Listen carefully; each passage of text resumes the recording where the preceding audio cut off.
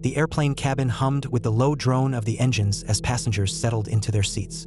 Among them, a well-dressed man in his mid-40s, sleek glasses perched on his nose, tapped away on his tablet before glancing at the person seated next to him. The man beside him was a stark contrast, an old cowboy, his worn-out hat resting on his lap, his boots scuffed from years of wear, and his face lined with deep wrinkles that told tales of a life spent under the sun.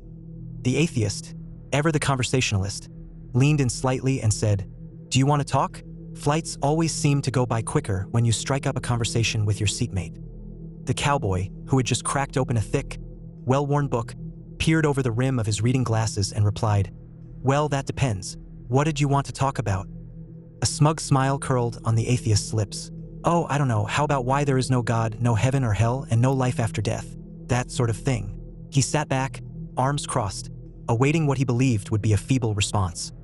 The cowboy set his book down on his lap and studied the man for a moment, then nodded. "All right," he said, tilting his head slightly. "Those could be interesting topics, sure, but let me ask you a question first." The atheist shrugged, smirking. "Go ahead." The cowboy adjusted his posture, taking his time as if he were about to share a great wisdom. "Well, now a horse, a cow, and a deer all eat the same thing, grass, right?" The atheist, puzzled, nodded. "Yeah, that's right." The cowboy continued. "But if you ever paid attention, you'd notice something mighty peculiar. A deer excretes little pellets, a cow produces flat patties, and a horse leaves behind clumps. Now, tell me, why do you reckon that is?" The atheist's confident expression faltered. He blinked, then furrowed his brows, thinking it over. His fingers tapped on the armrest, his mind searching for an answer. Finally, after a few moments of silence, he exhaled and admitted, I have no idea." The cowboy leaned in slightly, his eyes twinkling with a knowing amusement.